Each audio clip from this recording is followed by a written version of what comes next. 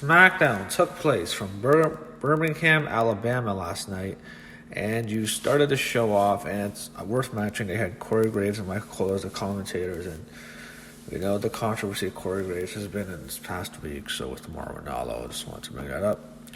You start with the big dog, Roman Reigns, make his way to the ring.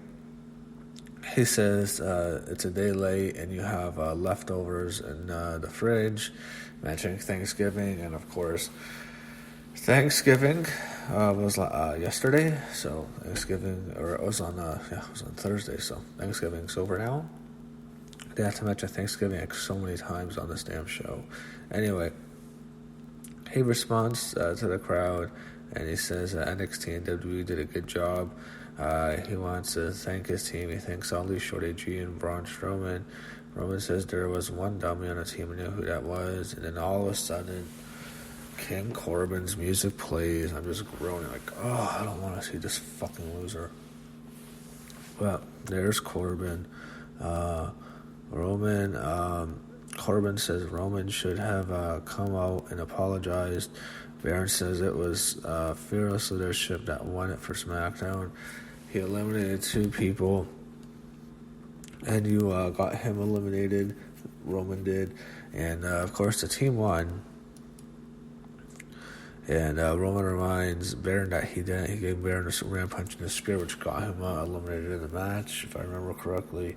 It was, I believe they fought, and then Baron Corbin beat him up on the outside, but then Roman Reigns came back and hit his big finishers, and he allowed Corbin to be eliminated by an opposing team, by the opposing team, and So Baron Corbin and Roman Reigns, Baron, he basically challenges him to a fight. He calls him out, and eventually Roman's going to fight him, and then Baron Corbin brings out Robert Roode to fight Roman Reigns. So Roode and Reigns have a decent matchup, but we know who's going to win. It's pretty obvious. I mean, he got through the 200 Thanksgiving references in the opening. So Roman Reigns, Roode, come on. It was okay. Roman Reigns gets the win. And before he hit the spear, he hit a Superman punch to Corbin for good measure before it. So after the match, Dolph Ziggler attacks Roman Reigns. Roman Reigns beats down, gets beat down by them. Roode hits Roman with the scepter, and then he punches him. They go to get the steel chair. However, Roman fights back. They fight back on the outside. He throws a chair shot, and then he looks on the announcer's table and pushes it over onto the ringside barrier on top of Roode. So it was a big segment. It went on for a very long time. It was finally over, and Roode was taken out on a stretcher. The show happened with Bray Wyatt and Daniel Bryan, and we go to the Firefly Funhouse. Bray welcomes everyone in. He cuts a promo on Daniel Bryan, really rips into him. And just the first hour really sucked, I'll be honest. I hated the first hour. I was bored to death. I just thought it's just so shit. Again, this went on for a while. I hate that red light. Still gives me a headache. Seriously, looking at it again, it's giving me a headache. It's been a week, and there's a pay-per-view this Sunday. If I believe it's Starcade. It's not it's like a special, but there's an event Sunday. It was okay. Bray says goodbye to everyone, and there was just this thing where this shit has. Thing eating chocolate, or I don't know what it was, this giant puppet. It's not very good. So we are back, and Sheamus says SmackDown used to be a land of opportunity. He has had time to survey the brand. He says it is pathetic. All he sees is cowards and misfits, a king, a clown, a Shorty G, no one hungry, no one with a background, no one like Sheamus. And he says SmackDown has become soft. It's time for the Celtic Warrior to come back, and SmackDown will be his. So Sheamus is back, and he's going to be on SmackDown. Next is Mustafa Ali against Drew Gulak. Oh, I just don't care too much about this. It was okay. Waiting for this show to pick up. And the second hour was a lot better than the first hour, but the first hour I thought was shit. Anyway, Mustafa Ali with the win. And then we go backstage. We see Bayley and Sasha Banks walking in the back. And Sasha Banks, I'm a huge fan of her leather pants, I have to say. So they show Daniel Bryan in the interview era. He paces around. I think he's being interviewed by Kayla Braxton. And it's Kayla. And what happens is Daniel is interviewed, and then there's like the screen behind him. And it would go on a little bit later in the show, but that was kind of a strange segment. So Sasha Banks and Bayley make her way to the ring. And again, I thank Sasha Banks for her leather pants. And Sasha is not very good on the mic, so she says they need to get one thing clear. They didn't come out here for a rah-rah speech. They rip into the SmackDown Women's Division. Bayley rips into them, so does Sasha. They cut them all down. I was expecting Alexa Bliss to come out right here because I think it would make sense, but she would come in later in the show. But they're trashing their own team. They're pissed off at what happened. They're blaming them for the loss, even though when you look at it, it was Sasha who lost. Sasha actually saved her team. I mean, she brought them to the finals against Rhea Ripley. She kind of got screwed with the NXT team, but she is ripping her opponent. She rips into Lacey Evans heavily. They rip into Carmella. They rip into Dana Brooke. And they rip into Nikki Cross. However, Lacey Evans interrupts and she makes her way to the ring. Lacey tells them not to test their patience. She spent all Thanksgiving preparing for 36 people, including her in-laws, and have to deal with people who didn't have enough class to sit at a kiddie table. She wouldn't trust you nasties to lead the chicken dance at a garden party. If you're going to blame everyone else but yourself for your performance on Sunday, it's time for a new locker room leader.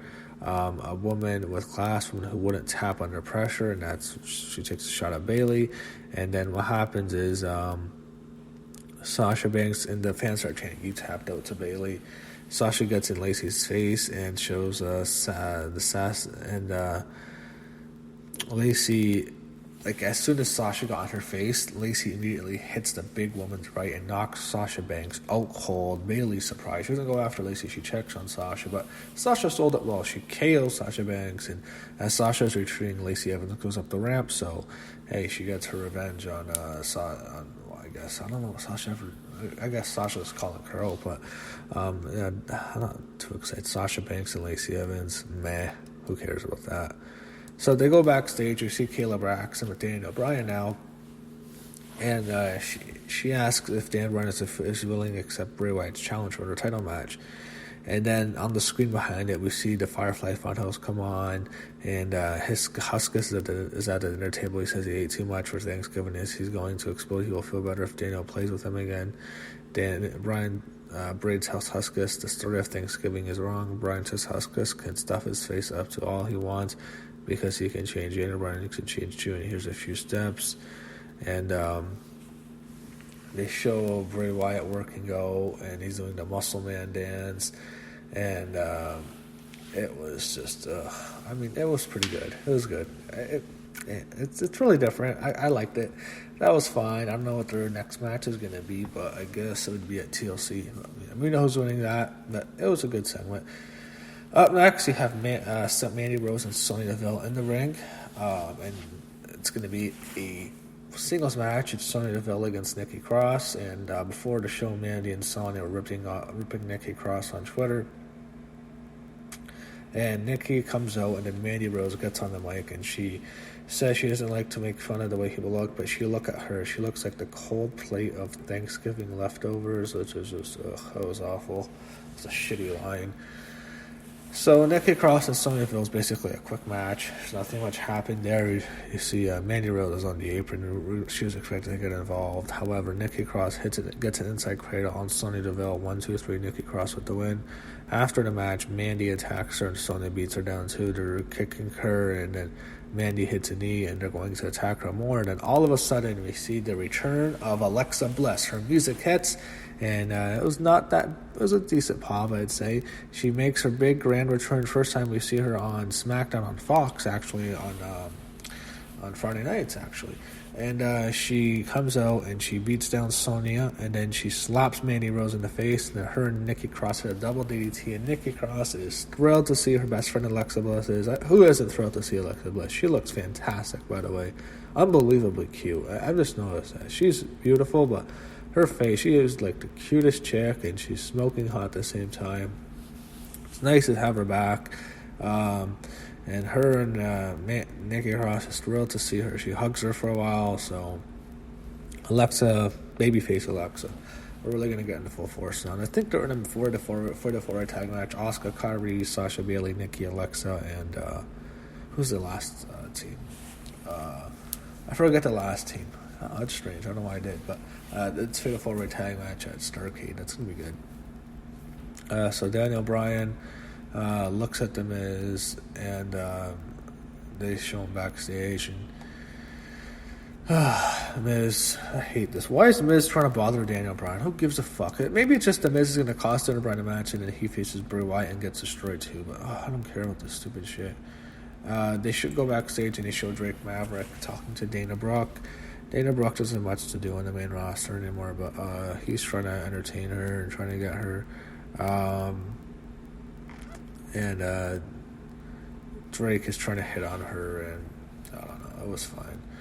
It was what it was. I mean, I don't know, Dana Brooke's a nice person, and she's not, the worst in the ring. I mean, she used to be terrible. She's not too bad anymore, but whatever. Not a huge idea on this. Dana seems unimpressed. All of a sudden, you have Elias come out. He makes his big return, so he has another return. And he says he was on a journey and he has changed. Drake wants to know what that means. Elias plays a tune, and Dana Brooke's impressed, and they're kind of setting that up. New Day make their way out to the ring for their open challenge.